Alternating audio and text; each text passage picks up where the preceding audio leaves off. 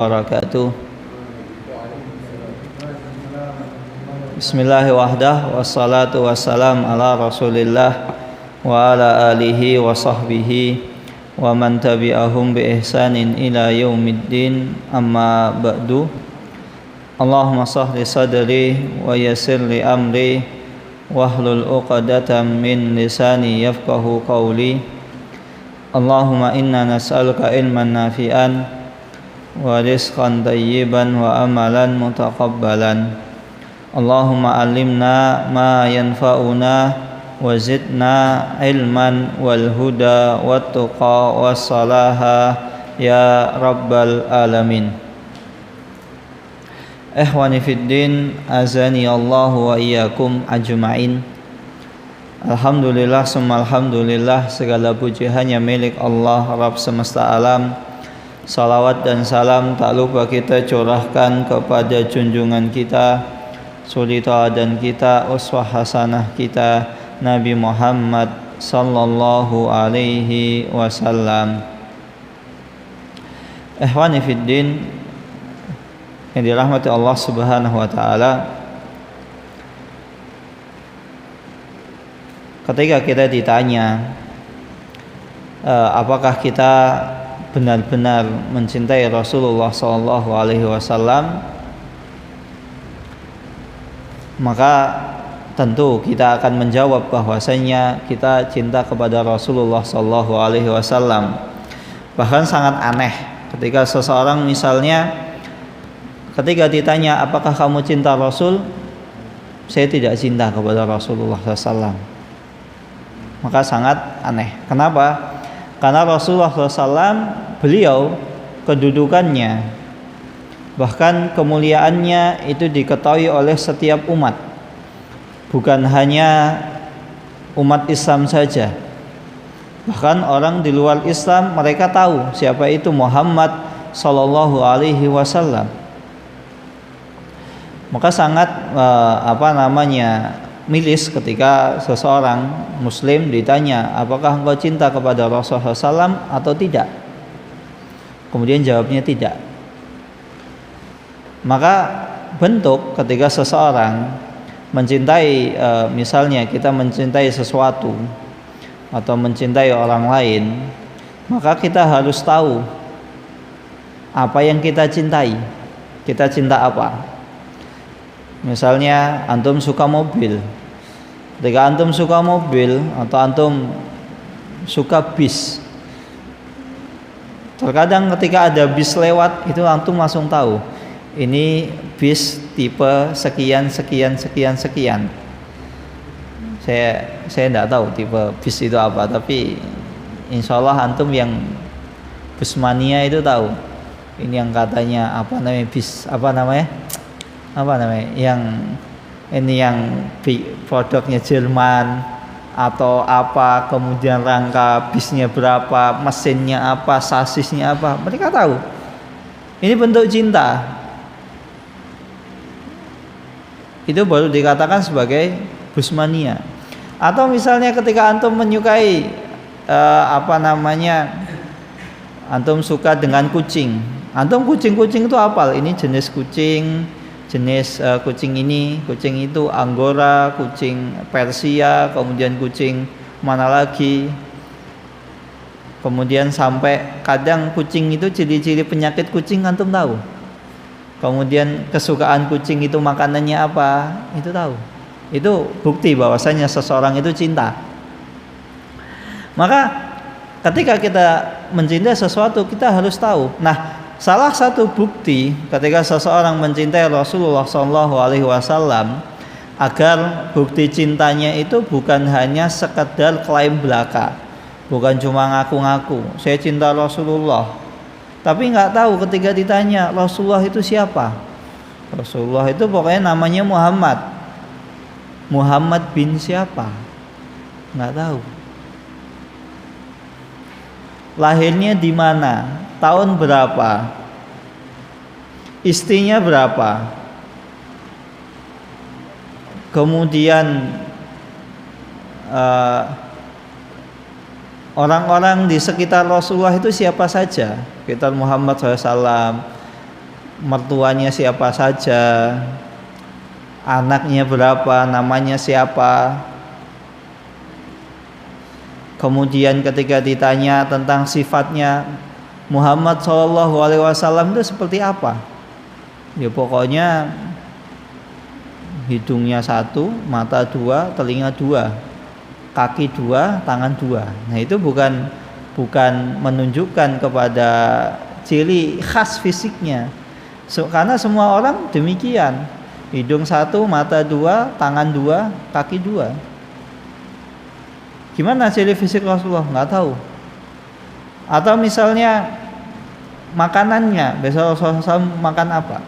Dalam sebagian hadis Rasulullah SAW itu menyukai suatu makanan, pakaiannya apa, gaya berpakaiannya bagaimana.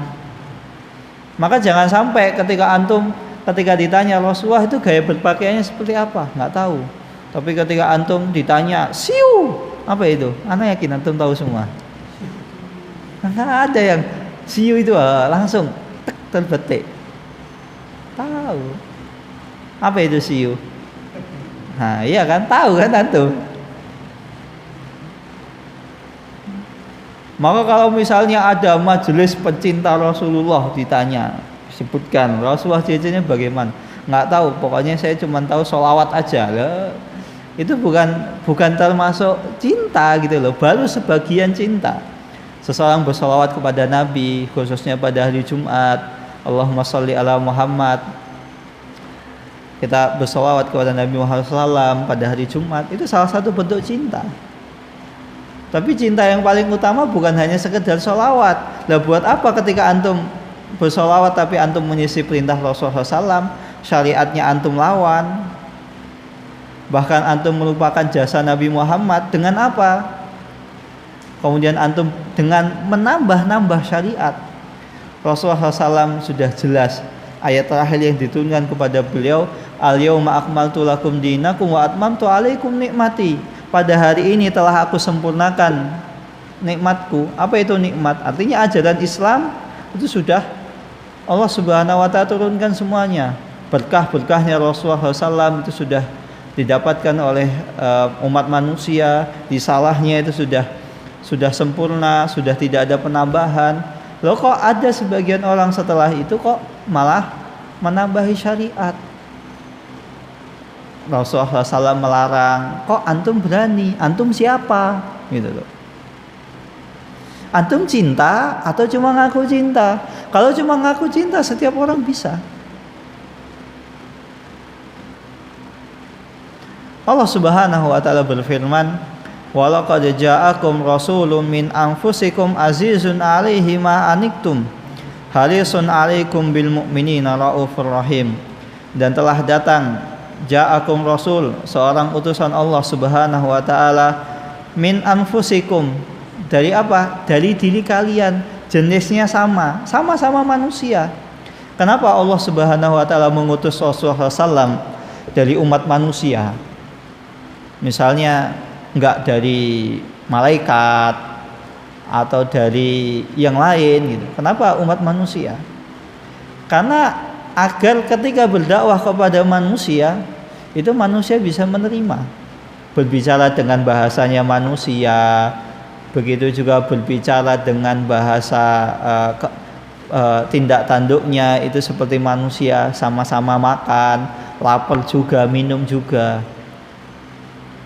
Maka kalau misalnya Allah Subhanahu wa taala mengutus Rasulullah dari malaikat, itu nanti beda. Kenapa? Malaikat tidak punya syahwat. Nah, sedangkan manusia itu punya syahwat. Ketika syahwat antum bergejolak, apa tuntunannya? Kemudian tanya, ya Rasul, ketika syahwat saya bergejolak, apa solusinya? Nah, saya nggak tahu. Saya dari golongan malaikat, gitu kan? Tidak mungkin, gitu kan? Tidak mungkin. Maka Rasulullah SAW itu diutus dari golongan manusia. Ketika seseorang misalnya syahwatnya sudah bergejolak, dia dianjurkan untuk menikah. Karena nikah salah satu tujuannya itu bisa meredakan syahwat. Maka kalau antum misalnya syahwat antum sudah bergejolak, sudah antum nggak tahan, antum maksiat terus, nikah. Nggak ada obat yang lain kecuali ya puasa. Antum sudah puasa, saya sudah puasa tiap hari, puasa Daud, sehari puasa sehari enggak, tapi ternyata syahwat saya masih bergejolak. Lihat ahwat sering, waduh, susah ini, susah nahannya ini. Nikah antum gitu loh. Begitu juga kalau misalnya antum, ketika antum dianjurkan menikah, misalnya Rasul SAW memerintahkan antum menikah, ternyata Rasul itu bukan dari golongan manusia. Rasulullah SAW nggak menikah. Nah, namanya nikah setelah sekian puluhan tahun itu dipertemukan. Akhirnya apa yang terjadi? Namanya orang nggak dipertemukan sejak kecil, sangat mungkin terjadi cekcok gitu loh. Lawang antum yang lahir dari satu rahim, ayah ibu yang sama, dari kecil bersama, bahkan kembar, itu sering cekcok. Apalagi kalau dipertemukan setelah sekian tahun. Kemudian ada salah seorang sahabat yang datang, ya Rasul, saya sedang ada masalah dengan istriku, atau ada masalah dengan suamiku, solusinya bagaimana? Ya saya nggak tahu, jangan tanya saya. Ya kan lucu gitu loh. Maka hikmah Allah Subhanahu wa taala itu mengutus Rasulullah SAW dari umat manusia, sama-sama makan. Bukan hanya ayo dakwah terus gitu loh. Dakwah terus, nggak ngerasa capek, nggak tidur gitu. Malaikat kan nggak lapar, nggak capek, nggak tidur. Malaikat. Ya, sedangkan yang didakwahi mad'unya adalah manusia. Ayo dakwah, ayo baca Al-Quran terus. Ya Rasul, saya capek. Nggak ada rasa capek itu. Coba bayangkan, kan dolim sekali Allah Subhanahu wa taala. Maka Rasulun min anfusikum azizun alaihi ma anittum. Dan Allah Subhanahu wa taala merasa berat ketika umatnya itu merasakan penderitaan. Sehingga Rasulullah SAW itu bisa merasakan apa yang dirasakan oleh umatnya, oleh para sahabatnya. Ketika diboikot, dilempari, Rasulullah SAW juga merasa sakit. Beliau bisa cedera, beliau gigi gerahamnya ketika di perang Uhud itu bisa patah, beliau bisa juga kena panah, beliau bisa juga dilempari kotoran ketika sedang beribadah. Begitu juga dengan sahabatnya. Maka ketika Rasulullah SAW melihat sahabatnya disiksa, dizolimi, kemudian diusir, Rasulullah juga merasakan. Beda kalau misalnya dari bukan golongan manusia. Ya kan kamu yang diusir, saya enggak. Kan jadinya aneh gitu loh. Inilah hikmahnya Allah Subhanahu wa taala. Bahkan Rasulullah SAW sampai di akhir hayatnya beliau masih ingat umatku, umatku, umatku. Senantiasa ingat umat. Padahal di sakaratul mautnya loh masih ingat umatnya. Sedangkan kita ingat Rasul, kita suruh sholawat aja kadang, sepekan sekali aja males. Antum sudah bersolawat hari ini? Coba kita tanya, hari Jumat ini yang sudah bersolawat siapa saja? Kita tanya kepada diri kita masing-masing gitu. Padahal hari Jumat itu sunnahnya adalah seseorang bersolawat. Sejak kapan? Sejak pagi. Sejak hari Jumat. Artinya kapan? Sejak masuk hari Jumat berarti Kamis sore. Sampai hari Jumat itu selesai. Itu diperintahkan untuk bersolawat kepada Nabi Muhammad SAW. Tapi terkadang kita yang sepekan sekali saja diperintahkan untuk sholawat itu lupa. Sedangkan ketika antum misalnya punya seorang doi yang ada di pikiran antum, ingat terus namanya Fulanah binti Fulan, misalnya Zainab siapa, Aisyah, Fatimah. Sampai kadang tuh sebagian laki-laki yang playboy itu sampai dicatat semua, si Fulanah A, Fulanah B, Fulanah C, Fulanah D. Maka kan antum sejatinya ketika ditanya antum cinta siapa? Cinta semuanya. Lu kok bisa? Lah kan laki-laki maksimal 4 kan boleh dinikahi semuanya. Itu bukti saya ini cinta Ustadz. Baik, itu bukti kalau antum cinta. Maka bukti cinta kan senantiasa ingat. Jangan sampai kita tidak ingat dengan Rasulullah Shallallahu Alaihi Wasallam. Maka termasuk di antara perkara yang sangat menyedihkan di umat Islam ini, ada sebagian orang yang mengaku beragama Islam, dia tidak tahu siapa nabinya, tidak tahu sejarah Nabi Muhammad. Sementara dia kenal dengan tokoh-tokoh pemain sepak bola, Lionel Messi, kemudian Cristiano Ronaldo, siapa lagi? Bahkan antum tahu Messi menang Ballon d'Or itu berapa kali, tahu antum? Timnya apa saja, pernah main di mana, nomor punggungnya berapa, tahu. Singkatannya apa, tahu. Bahkan terkadang artis Korea membintangi film apa, tahu. Kemudian skandal-skandalnya juga kadang tahu. Padahal artis buat apa antum tahu skandalnya? Itu skandal dosa. Yang zina sana, zina sini, gonta-ganti pasangan, nikah tanpa ada ikatan, kan begitu kan? Pemain bola kan banyak yang begitu. Tapi antum tahu Rasulullah SAW, anda mau tanya, sebutkan istri Rasul sekarang, ayo. Awan, satu. Istri Rasul. 1, 2, 3. Fauzil, 1, 2, 3. Bilal, 1, 2, 3. Hizbul. Lupa. Kan sangat menyedihkan gitu loh. Antum mengaku cinta Rasul, tapi antum nggak tahu gitu sejarahnya, biografinya. Sedangkan ketika antum ditanya tokoh-tokoh terkenal, antum tahu, kenal. Kan sedih gitu loh. Jadi pertanyaannya, sebenarnya antum cinta Nabi atau cinta para artis-artis fasik?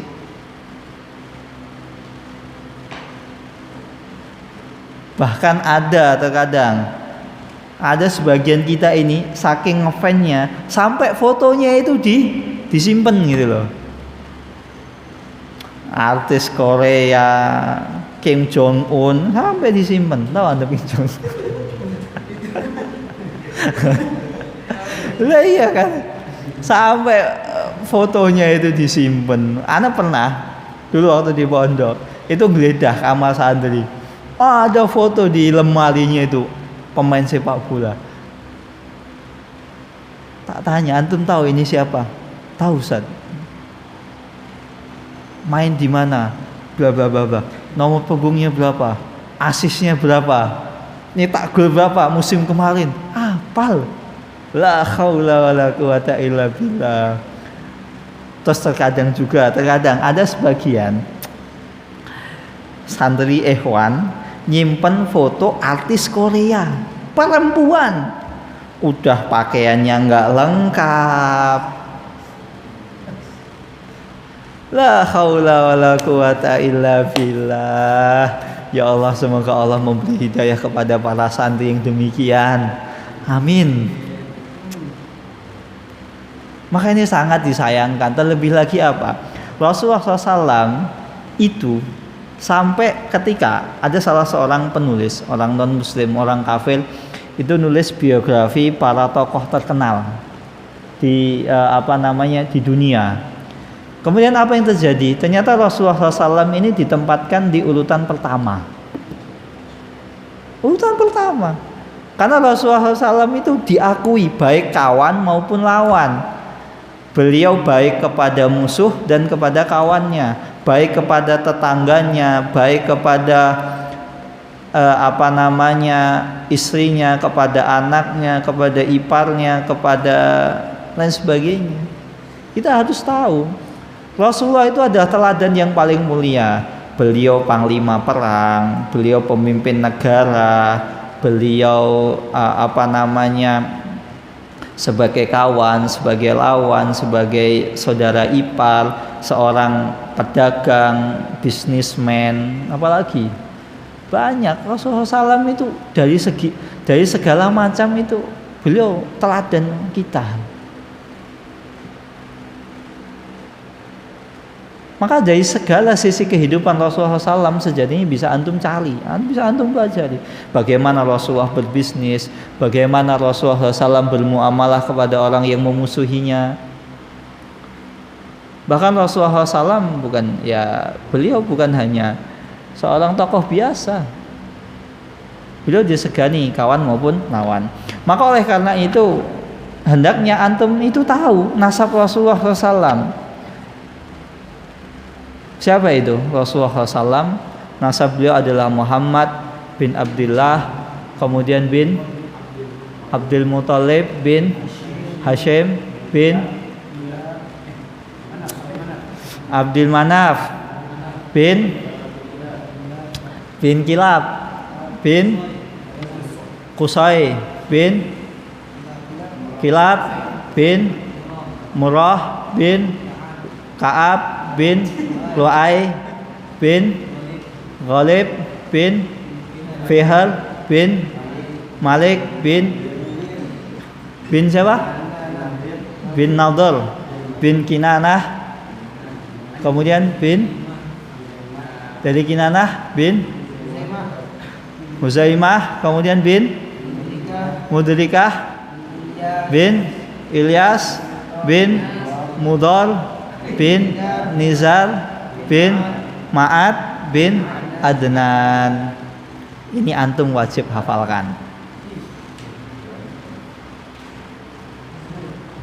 Hizbul, fadal Hizbul.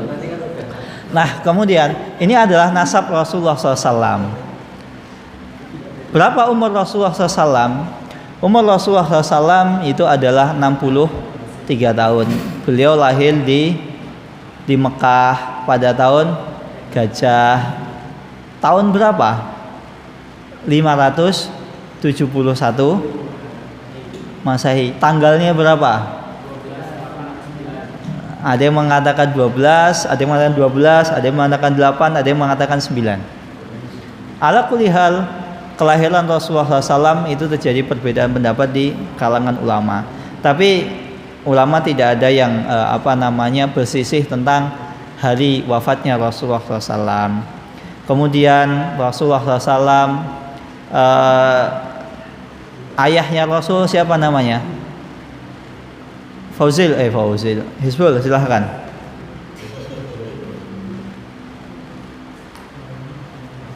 Kemudian Rasulullah SAW dilahirkan di Mekah.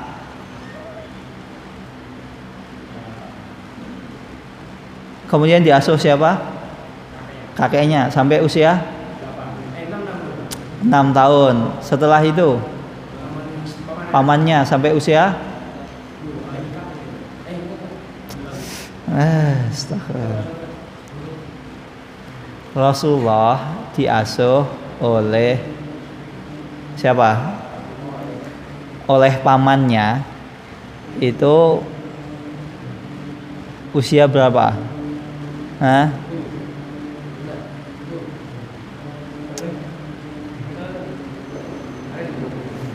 Diasuh oleh kakeknya sampai usia 8 tahun.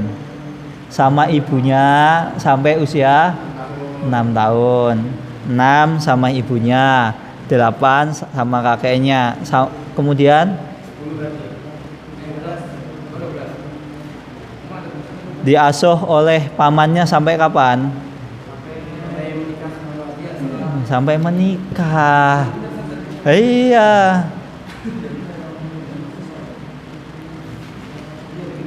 Dan pada usia 12 tahun Rasulullah pergi kemana? Ke Syam. Ngapain? Berdagang. Sama siapa? Anak buah pegawainya Khadijah yang namanya Maisarah. Maisarah itu laki-laki apa perempuan? Laki-laki. Kemudian beliau diangkat menjadi Rasul ketika usia 40 tahun. Berdakwah di Mekah sampai umur 53. Kemudian hijrah ke Madinah. Ditinggal di Madinah selama 10 tahun. Meninggal dalam usia 63. Maka dakwah Rasulullah SAW itu bisa dibagi menjadi 4 fase. Fase pertama adalah 40 tahun sebelum Rasulullah SAW diangkat menjadi Nabi. Fase kedua, Rasulullah SAW berdakwah selama 10 tahun di mana? Di Mekah. Dan ketika itu belum diwajibkan untuk sholat 5 waktu. Kemudian fase ketiga adalah 3 tahun di Mekah dan itu sudah diwajibkan sholat 5 waktu. Kemudian fase keempat adalah Rasulullah SAW berdakwah di Madinah. Dan jika kita ingin bagi fase dakwah Rasulullah itu bisa menjadi 2. Fase penguatan tauhid, atau yang kedua adalah fase tentang rincian-rincian agama. Maka selama di Mekah itu beliau Shallallahu Alaihi Wasallam menguatkan tentang tauhid, maka tentang akidah, iman, kafir, bid'ah, syirik, kemudian halal, haram. Tapi rincian lebih detailnya itu ketika di Madinah selama 10 tahun atau berkaitan dengan fikih. Jadi fikih itu dirinci ketika Rasulullah Shallallahu Alaihi Wasallam itu berada di Madinah, berdakwah selama 10 tahun. Nah, 13 tahun ini penguatan tentang akidah. Maka oleh karena itu dakwah yang paling utama adalah dakwah tauhid. Rasulullah SAW itu 13 tahun cuma bahas masalah tauhid. 10 tahun itu bahas masalah fikih. Ya kan, tentang rincian-rincian syariat. Padahal kalau mau dirinci, masalah fikih itu adalah masalah yang muasirah, yang ada fikih nawazil, ada permasalahan-permasalahan baru. Tapi itu cuma 10 tahun. Sedangkan akidah yang notabene tidak ada permasalahan baru, ya syirik, tauhid ya tauhid, bid'ah ya bid'ah. Itu 13 tahun. Artinya apa? Itu benar-benar dikuatkan. Padahal masalah tauhid itu nggak ada. Dulu zaman Rasulullah misalnya nggak boleh, sekarang jadi boleh. Atau dulu nggak boleh, dulu boleh, sekarang jadi nggak boleh. Nggak ada masalah akidah. Akidah itu sampai akhir zaman itu tidak akan pernah berubah. Ya A, B, B. Nggak ada abu-abu. Beda dengan fikih gitu. Fikih dulu nggak boleh. Ada sebagian masalah-masalah dalam fikih dulu itu nggak boleh gitu. Tidak diperbolehkan. Rasulullah SAW begitu juga tentang masalah fikih yang ada nawazilnya, ada fenomena baru. Contohnya Rasulullah SAW dalam masalah seseorang yang makan bawang bombay, baunya kan busuk. Baunya busuk, itu nggak boleh dekat-dekat ketika ke masjid. Karena apa? Bisa jadi nanti mengganggu orang yang sedang sholat. Sekarang ada fikih nawazil dari masalah bawang. Jika bawang saja yang notabene itu adalah halal, seseorang ketika hendak sholat hendaknya minimal tuh gosok gigi kan, biar baunya tidak menyebar. Sekarang ada fikih nawazil yang lebih parah lagi dibanding bawang. Sudah dilarang, baunya itu lebih menyengat, dan setiap orang itu pasti tidak suka dengan bau tersebut. Sampai orang yang mengonsumsinya. Apa itu? Apa? Rokok. Nggak ada perokok itu suka dengan baunya. Betah dengan bau rokok itu nggak ada. Buktinya apa? Orang rokok itu batuk. Orang makan bawang bombay, bawang apapun itu, ada nggak yang sampai gitu? Nggak ada. Orang rokok itu kadang tiba-tiba kasadak lah, bau lah. Bahkan nggak ada perempuan yang suka, perempuan perokok itu nggak ada. Fitrahnya demikian. Padahal itu fikih nawazil yang notabene nanti ada hal-hal yang baru. Rasulullah SAW sudah cukup 10 tahun. Maka ini menunjukkan bahwasannya dakwah tauhid itu dakwah yang paling utama dalam ketika seseorang berdakwah. Dan Rasulullah SAW beliau diangkat menjadi nabi dengan diturunkannya surat apa? Al-Alaq ayat 1 sampai 5. Ini Rasulullah SAW diangkat menjadi nabi. Kemudian diangkat menjadi rasul adalah dengan surat Al-Muddatsir. Kenapa kok di sini beda? Pengangkatan sebagai nabi dengan pengangkatan sebagai rasul itu beda. Apa bedanya nabi dan rasul? Sebagian orang mengatakan bedanya nabi dengan rasul itu adalah kalau nabi itu tidak diperintahkan untuk mendakwahkannya. Kalau rasul diperintahkan untuk mendakwahkannya. Itu pengertian yang kurang tepat. Dua-duanya sama-sama untuk diperintahkan untuk menyampaikannya. Namun jika nabi itu hanya terbatas, komunitas tertentu, kaum tertentu, masyarakat tertentu, kabilah tertentu. Adapun rasul itu risalahnya itu mencakup seluruh umat manusia. Maka rasul itu umum semuanya. Kalau nabi itu hanya tertentu, maka tidak heran nabi itu jumlahnya banyak. Ada sekitar berapa? Nabi itu berapa jumlahnya? Sekitar 124.000 nabi. Sedangkan rasul jumlahnya ada sekitar rasul 314. Iya, rasul. Itu beda karena apa? Rasul itu menyeluruh, sedangkan nabi adalah beliau hanya di komunitas tertentu. Itulah bedanya antara nabi dan rasul. Rasul itu risalahnya umum kepada umat manusia, sedangkan nabi itu hanya ya paling kabilah tertentu, suku tertentu atau umat tertentu, enggak seluruhnya. Dan 25 nabi dan rasul yang antum hafalkan itu semuanya rasul. Dan di antara rasul tersebut yang paling utama adalah ulul azmi minar rusul, dan di antara ulul azmi minar rusul yang jumlahnya 5, Rasulullah SAW adalah nabi dan rasul yang paling utama. Maka Rasulullah SAW adalah penutup para nabi, dan risalah Rasulullah SAW itu menghapus seluruh risalah nabi dan rasul terdahulu. Inilah tema dakwah para nabi dan rasul adalah tentang mentauhidkan Allah Subhanahu wa taala dan menjauhi perbuatan syirik. Bukan hanya Rasulullah SAW saja, namun ini umum kepada para nabi dan rasul seluruhnya.